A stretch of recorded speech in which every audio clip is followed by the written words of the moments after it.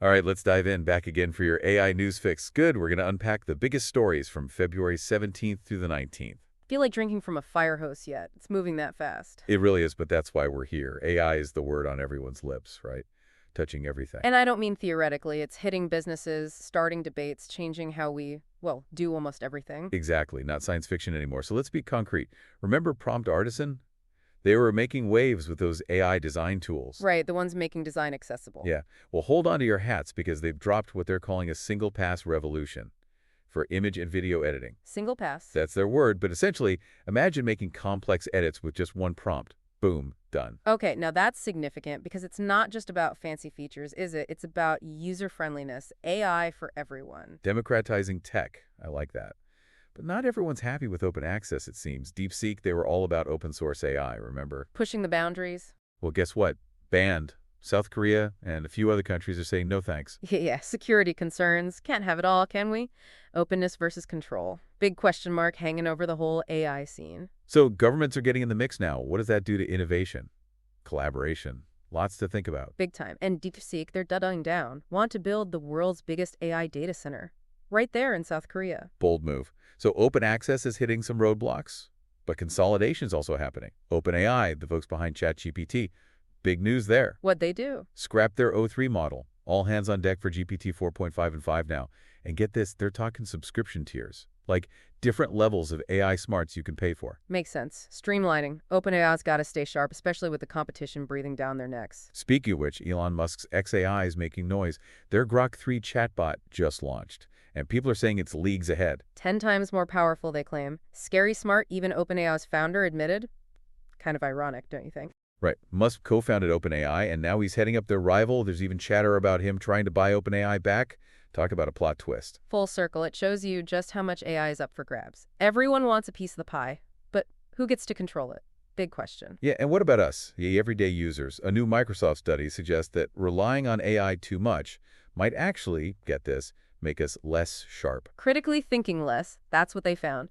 Interesting and a little unnerving. We've got to be mindful even as we embrace these tools. Food for thought. As AI gets more entwined with our lives, we need to be asking these questions. Are we getting smarter or just more reliant? And that brings us to something that really throws a wrench in the gears, something called PhD-level AI agents. PhD level, AI with doctorates now. What does that even mean? It means these AI systems are doing serious thinking, solving complex problems in super specific fields like imagine an AI lawyer, doctor, scientist. Whoa, hold on. So these aren't just tools, they're like colleagues or competitors.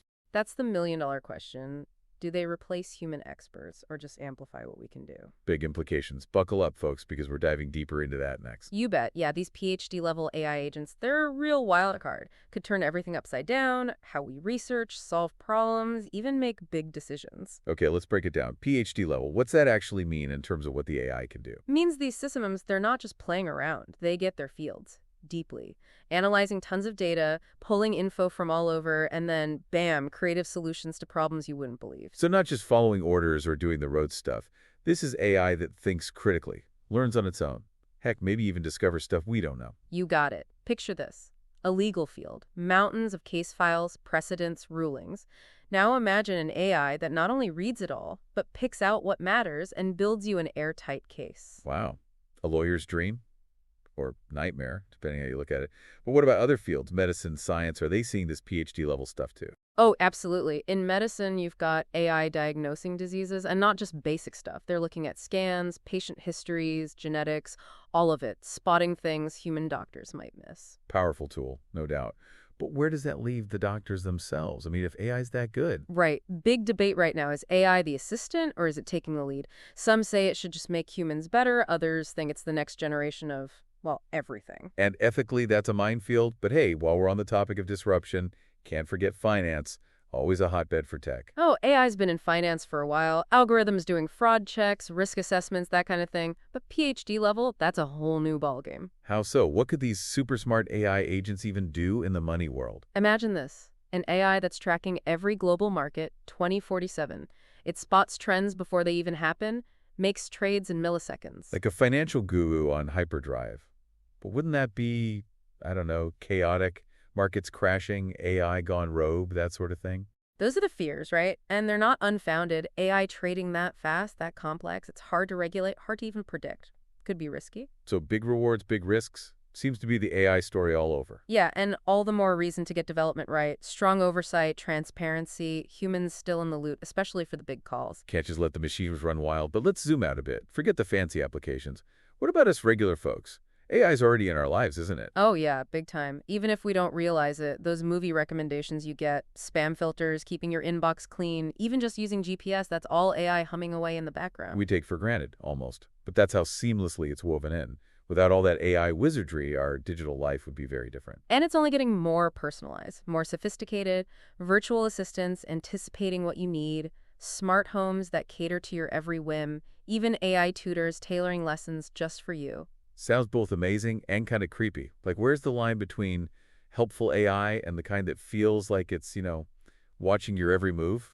That's the million-dollar question, right? And it's one we all need to be asking. We need rules, ethics, discussions about what AI is allowed to do, where the limits are. So it's not just the tech itself, it's the whole societal, ethical framework around it that we got to figure out. Exactly. AI is getting more powerful, more present. We need to be informed. We need to speak up. Otherwise, well, who knows what we're building? And speaking of building, AI is also making a splash in, of all places, the creative world. You're not kidding. AI making art, composing music, writing stories, blowing minds and blurring the lines between human and machine creativity. Give us some examples. What's this creative AI actually doing out in the wild? Microsoft just dropped this thing called Muse, an AI that makes video game scenes.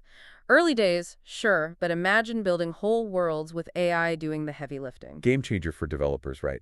More time for story, gameplay, all the stuff that needs that human spark. Exactly, but does that mean human artists, musicians, writers, are they obsolete? That's the big debate. Yeah, is AI a tool or a replacement? And what even is creativity when machines are in the mix?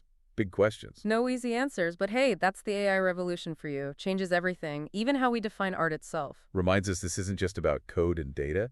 This is about how we think, how we create, how we relate to the world, and how that's all changing fast. And we're in the thick of it. No crystal ball here, but staying informed, having these tough conversations, that's our best shot at making sure AI is a force for good. All right, welcome back to our deep dive. Lots to unpack still. We've talked tools, trends, even AI with PhDs, right? Right, those AI agents, they deserve another look, though. They're kind of the next big thing. They do feel like a level up, even from what we've been discussing. Oh, yeah. We're not just talking about, like, automation here. This is AI interacting with the real world, gathering info, making choices, all on its own. Okay, so not my Roomba then.